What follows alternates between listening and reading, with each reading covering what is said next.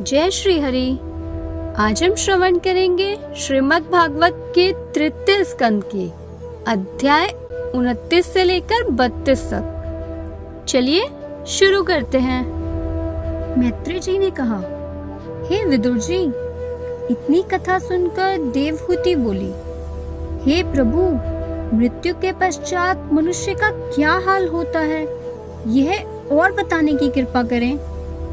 तब श्री कपिल देव जी ने कहा, हे माता, इन सब कष्टों के उपरांत यमराज के दूत उस जीव को यमपाश में बांधकर लोहे के मुद्गरों से पीटते हुए यमराजपुरी के स्वामी यमराज के पास ले जाते हैं।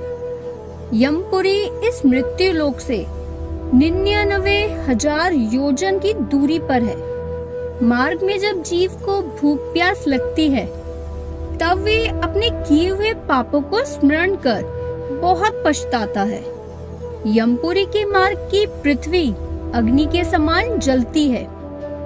उस पृथ्वी पर नंगे पांव, नंगे सिर और नंगे शरीर चलने के कारण जब वे व्याकुल और थकित होकर कहीं विश्राम लेना चाहता है अथवा मार्ग में अंधकार होने के कारण कहीं ठहरना चाहता है, तो उस समय यम के दूत उसे अपने मुद्गरों से खूब मारते हैं और एक क्षण को भी विश्राम नहीं लेने देते। जिस प्रकार संसार में कुकर्म करने वालों को राजाओं द्वारा दंड दिया जाता है, उसी प्रकार पाप करने वाला व्यक्ति उस यमपुरी में पहुंचकर अपने पापों का दंड प्राप्त करता है।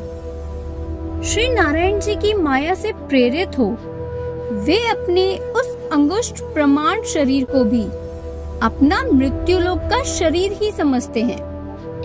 उस समय वे अपने परिवार वालों और सेवकों को बार बार स्मरण कर पीछे फिर कर इस आशय से देखते हैं कि उनमें से कोई मेरी सहायता करने के लिए आ रहा है अथवा नहीं।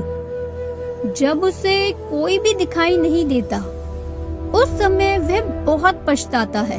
उस समय यमराज का आदेश सुन चित्रगुप्त उसके कर्मों का लेखा जोखा देखता है। तदंतर जिस प्राणी के लिए जितने समय तक जिस नरक में रहकर दंड देना होता है, उसे उसी नरक में भेज देते हैं। नरक में पहुंचकर वह प्राणी बहुत कष्ट भोगता है। पुनः नरक का समय पूरा होने पर उसे वहां से निकलकर भूत प्रेत आदि की अपवित्र योनि में जन्म लेना पड़ता है। वहां वे सदा रोगग्रस्त रहता है और एक क्षण भी उसे सुख नहीं मिलता। इस प्रकार 84 लाख योनियों में चक्कर काटने के बाद उसे पुनः मनुष्य का देह मिलता है। इस प्रकार हे माता, यह मनुष्य योनि प्राप्त होना अत्यंत ही दुर्लभ है। भगवान कपिल देव जी बोले, हे माता, जो पापी मनुष्य यमपुरी में पहुंचकर नरक भोगते हैं, उनके विभिन्न पापों का दंड मैं तुमसे अलग अलग वर्णन करता हूँ। जो मनुष्य किसी अन्य व्यक्ति की संपत्ति जबरन छुड़ा लेता है, उसे यमदूत बहुत ऊंचे पहाड़ की चोटी पर से नीचे ढकेल देते हैं। नीचे गिरने पर जब उसके शरीर का चूर चूर हो जाता है, तब यमपुरी में निवास करने वाले बड़े बड़े गिद्ध आदि पक्षी उसके मांस को खाते हैं और जोंक के समान तीक्ष्ण रोरव नामक कीड़े उसका रक्त चूसते हैं। उस समय यमदूत उस प्राणी से इस प्रकार कहते हैं, तुमने दूसरे की जितनी संपत्ति ली है, उतने ही कल्पों पर्यंत तुम्हारी यह दशा रहेगी। जो मनुष्य स्वयं उत्तम भोजन करता है और उत्तम वस्त्र धारण करता है, परंतु अपने कुटुंबियों और मित्रों को उन्हें नहीं देता, और जो साधु महात्माओं की सेवा नहीं करता है, उसे नरक में पहुंचकर बहुत जोर की भूख लगती है। उसी समय यमदूत उसी के शरीर का मांस नोचकर उसे खाने के लिए देते हैं और कहते हैं, जिस देह का तुमने पालन किया था उसी को स्वयं खाओ। जो मनुष्य किसी साधु महात्मा को दुर्वचन कहकर उसे टेढ़ी आंख से देखता है, उसकी आंखों को यमपुरी के गिद्ध अपनी चोंच से फाड़ डालते हैं और उसके मांस तथा मस्तक के गुदे को निकाल देते हैं। जो मनुष्य अथवा संसार में न्यायाधीश पद पर बैठने वाला व्यक्ति किसी निरपराध को दंड देता है, उसे 2 पत्थरों की चट्टान के मध्य में रखकर कुल्लू के समान पेरा जाता है। जो मनुष्य किसी को जहर देता है या किसी के घर में आग लगाता है, उसे तलवार की धार के समान पैने पत्तों वाले पेड़ पर ले जाकर ढकेल दिया जाता है और उस वृक्ष से गिरने पर उसका शरीर चूर चूर हो जाता है। जो मनुष्य पराई स्त्री से भोग करता है, उसकी देह लोहे की स्त्री की मूर्ति को आग में तपाकर चिपटा दिया जाता है। जो मनुष्य पराई धरोहर हड़पता है, उसे अग्नि के समान जलती हुई पृथ्वी पर लिटाकर उसकी देह पर गरम गरम तेल छिड़का जाता है। तत्पश्चात उसे खौलते हुए तेल की कढ़ाई में पटक दिया जाता है। जो मनुष्य जीव हिंसा करता है, उसे पीव और लार से भरे हुए लालाभक्ष नामक नरक में ले जाकर जल के स्थान पर उसी पीव और लार को पिलाया जाता है। जो मनुष्य न्यायालय या पंचायत में झूठी गवाही देते हैं, उन्हें सांप और बिच्छुओं से भरे अंधे कुएं में बार बार डाला जाता है। उस समय सांप और बिच्छुओं के काटने से उसे बड़ी तकलीफ होती है। हे माता, जो मनुष्य जैसा पाप करता है, उसको यमपुरी में पहुंचाकर वैसा ही दुख भोगना पड़ता है। भगवान कपिल देव जी बोले, हे माता, जो मनुष्य श्री हरि स्मरण में मन नहीं लगाते और बुरे कर्मों के विपरीत शुभ कार्य को नहीं करते, उनकी दशा ऐसी ही होती है। पुनः वे 84 लाख योनियों में भ्रमण करने के बाद मनुष्य की देह को प्राप्त होते हैं। परंतु तब वे लोग काने, कुवड़े, रोगी, अंधे, दरिद्र, कुरूप आदि होकर जगत में बहुत से दुख भोगते हैं। जो मनुष्य जगत में सुंदर, धर्मात्मा, नित्यज्ञ, धनवान और हरिभक्त दिखाई दे, उनके विषय में ये जानना चाहिए कि उन्होंने स्वर्ग से लौटकर जगत में जन्म लिया है। हे माता, इस तरह ज्ञानी लोगों को स्वर्ग तथा नरक से लौटकर आने वाले मनुष्य को प्रत्यक्ष देखकर सब हाल मालूम हो सकता है। जिस व्यक्ति के पाप और पुण्य दोनों कर्म बराबर होते हैं, वह अपने कर्मों का फल भोगने के बाद पुनः मनुष्य योनि को पाता है। जिस व्यक्ति का केवल पुण्य ही होता है, पाप नहीं होता, मरने के उपरांत वह देवता या गंधर्व का देह प्राप्त कर देवलोक या स्वर्गलोक में वास करता है। हे माता, श्री हरि भगवान की मर्जी से यह जीव देवता, मनुष्य, शुकर या कुत्ता किसी भी योनि में जन्म लेता है, सदा उसी में बने रहने की इच्छा करता है। श्री हरि की कृपा के बिना उसका मन जगत से वैराग्य नहीं लेता।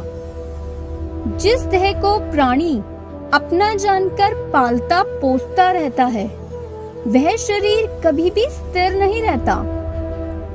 सतोगुणी, रजोगुणी एवं तमोगुणी, यह 3 तरह के स्वभाव होते हैं। जिस प्राणी को रजोगुण अधिक होता है वह राजसिक कर्म करने के बाद सत्यलोक को जाता है।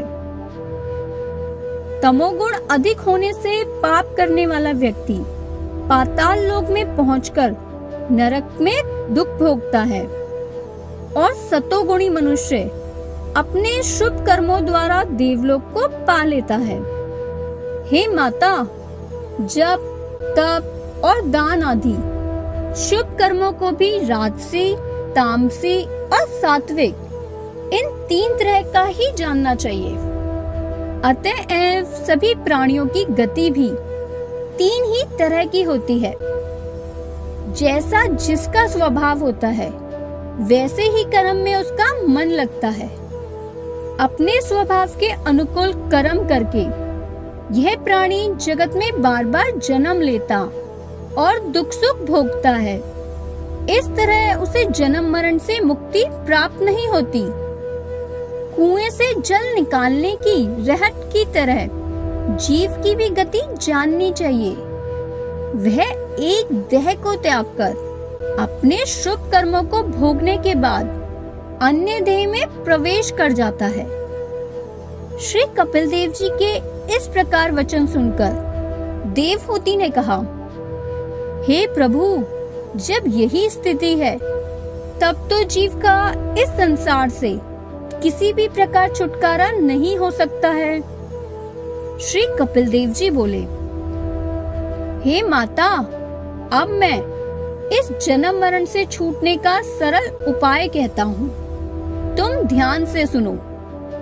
सत्य बोलना, आचार से रहना, सब जीवों की रक्षा करना, प्रयोजन बिना अधिक न बोलना, बुद्धि को नष्ट न होने देना, बुरी संगति तथा बुरे कामों से दूर रहना, अपने चित्त को सदैव प्रसन्न रखना, भगवान जितना दे उसी पर संतोष रखना, किसी के धन को देखकर नियत नहीं बदलना, शुभ कर्मों द्वारा संसार में सुयश कमाना, किसी पर क्रोध न करना, धर्म पूर्वक कमाई हुई आय से अपना जीवन व्यतीत करना, श्री नारायण जी के चरणों में भक्ति रखना, किसी जीव को कष्ट ना पहुंचाना, पर स्त्री को माता के तुल्य मानना, साधु संत एवं ब्राह्मणों की सेवा करना,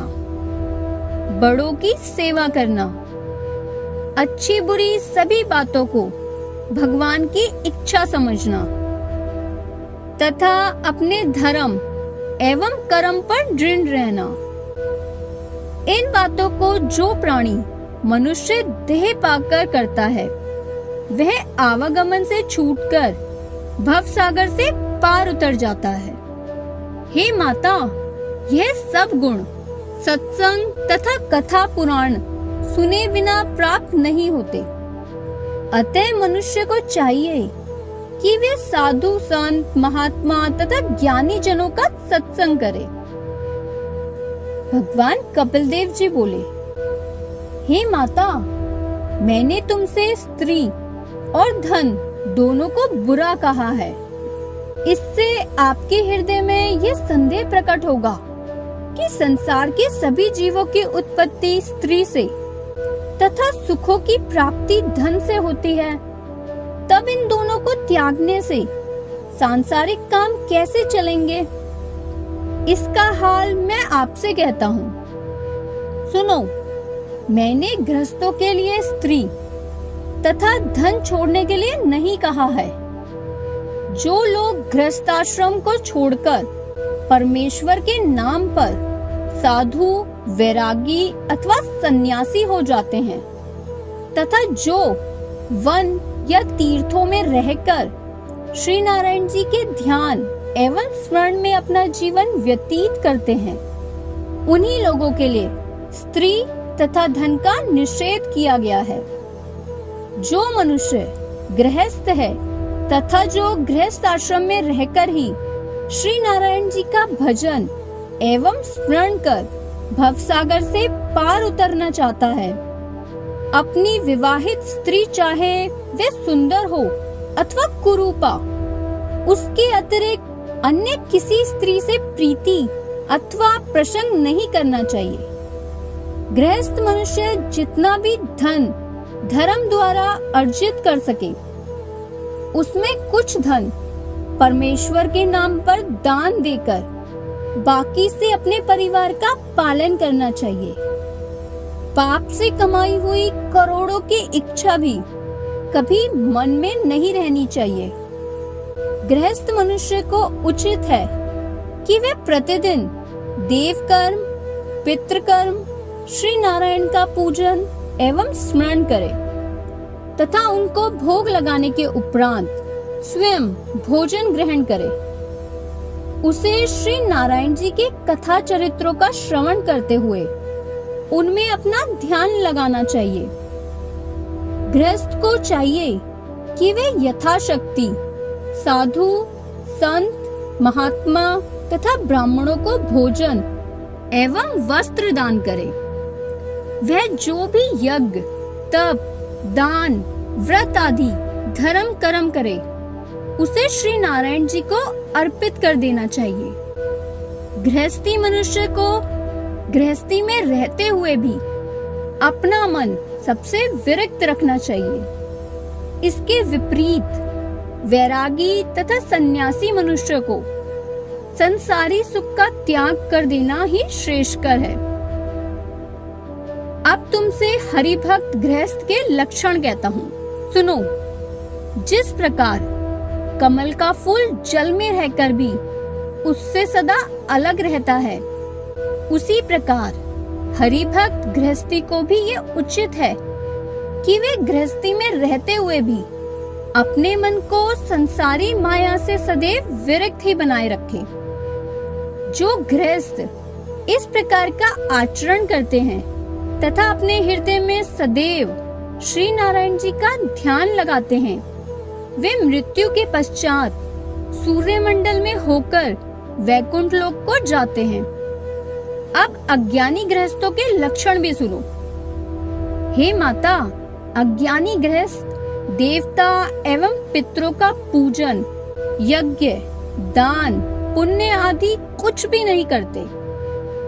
वे श्री नारायण जी के गुणानुवाद, कथा चरित्र, भजन, स्मरण एवं कीर्तन से कोई स्नेह नहीं रखते।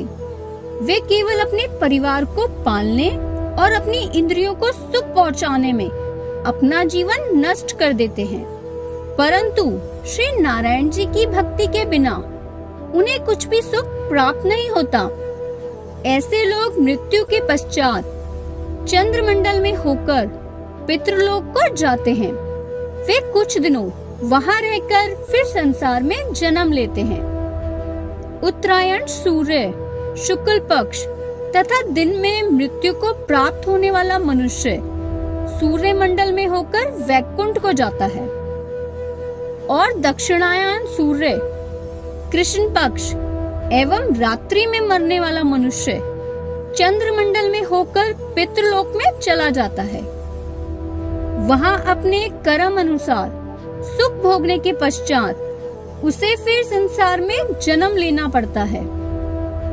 पापी मनुष्य नरक में रहने के पश्चात 84 लाख योनियों में जन्म लेकर अनेक प्रकार के कष्ट उठाते हैं।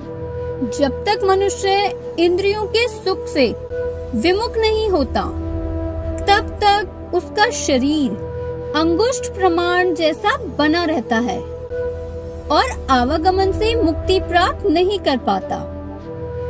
जो मनुष्य मुक्त हो जाता है, उसका वह शरीर छूट जाता है, तब उसे संसार में फिर कभी जन्म नहीं लेना पड़ता। हे माता, इसके अतिरिक्त मुक्त होने के 3 मार्ग और हैं, वह भी सुनो। पहला यह कि जो मनुष्य वेद शास्त्रों में लिखे वर्ण धर्मानुसार अपने वर्ण के लिए उचित कार्यों को करता है एवं बुरे कामों को दूर रखता है। दूसरा यह है कि जो मनुष्य स्नेह पूर्वक श्री नारायण जी का पूजन एवं स्मरण करता है, तथा तीसरा यह है कि जो मनुष्य सब जीवों में परमेश्वर का एक सा चमत्कार जानकर किसी के साथ शत्रुता नहीं रखता, ये तीनों प्रकार के मनुष्य भी मुक्ति पद को प्राप्त कर लेते हैं। मैत्रेय जी बोले, हे विदुर जी, इस ज्ञान को सुनने के बाद देवहूति ने कपिल देव जी को दंडवत प्रणाम कर इस प्रकार प्रार्थना की, हे प्रभु, आपके उपदेश से मेरा संसारी माया मोह तथा कदरम जी के वियोग का दुख समाप्त हो गया है, अतः मुझे गृहस्थ आश्रम की इच्छा नहीं रही है। हे महात्मन, महाप्रलय के समय ब्रह्मा आदि देवता भी आपकी माया में पड़कर नष्ट हो जाते हैं और वे आपकी माया भी आपके स्वरूप में लीन हो जाती है। उस समय आपके अकेले ही अंगुष्ठ प्रमाण बालक का स्वरूप धारण कर बरगद के पत्ते के ऊपर क्षीर सागर में शयन करते हैं। अवतार धारण करना आपकी इच्छा पर ही निर्भर करता है। जिस प्रकार पहले आपने वाराह, मत्स्य, कच्छप, नरसिंह और वामन आदि अवतार धारण करके तथा अपने भक्तों को लीला दिखाकर गोलोक धाम को प्रस्थान किया था, उसी प्रकार आपने मेरे गर्भ से प्रकट होकर मुझे ज्ञान दिया है। इतनी कथा सुनकर मैत्रेय जी ने कहा, हे विदुर, देवहूति द्वारा उस प्रकार प्रार्थना किए जाने पर श्री कपिल देव जी ने प्रसन्न होकर कहा, हे माता, तुम इस ज्ञान को सूर्य के समान प्रकाशवान एवं अत्यंत उत्तम जानो। जिस प्रकार सूर्य के प्रकाश के सम्मुख अंधकार समाप्त हो जाता है, उसी प्रकार इस ज्ञान के प्राप्त होने पर मनुष्य का अज्ञान दूर हो जाएगा। गुरु, ब्राह्मण, साधु, वैष्णव तथा हरि भक्तों को ही ये ज्ञान बताना।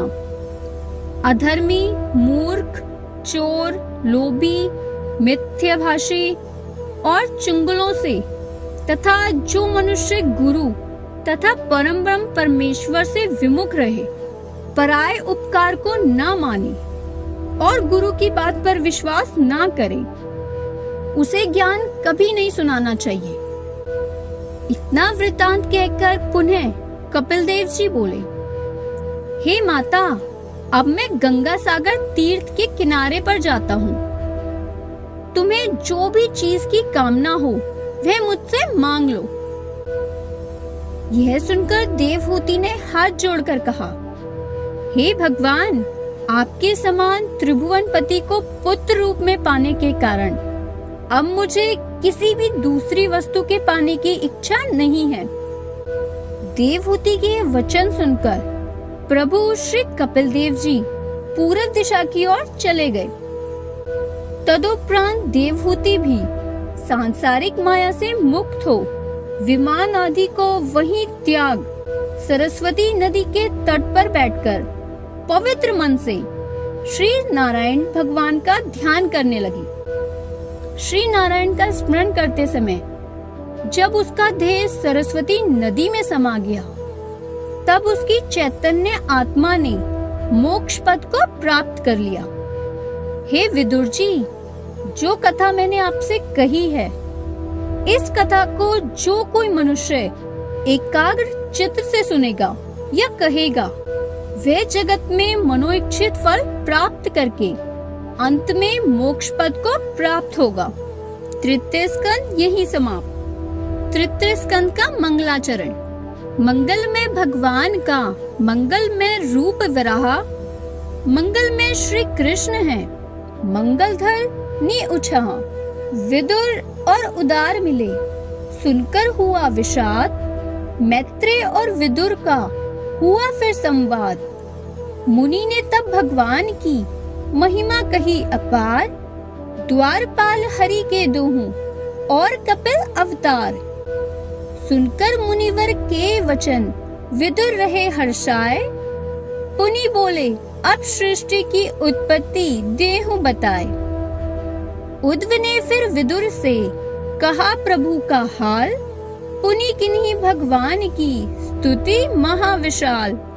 ब्रह्मा ने जब स्तुति किन्हीं हरि से आए, धर वरहा बपु असुर वध लाए धरनी चिनाए। उद्धव से तब विदुर जी कहने लगे समझाए, श्री कृष्ण की कुशल अब हमको दो सुनाए। दुर्योधन को विदुर और कृष्ण रहे समझाए, राज्य युधिष्ठिर को अभी बांटो भाग बनाए। मनु ने अपनी सुता को कदम को दियो व्याय, देवहूति के साथ ऋषि रहे आनंद मनाए। विनती राधे श्याम की स्कंद तीसरे की कथा, सुनियो सहित विस्तार। तृतीय स्कंद यही समाप्त।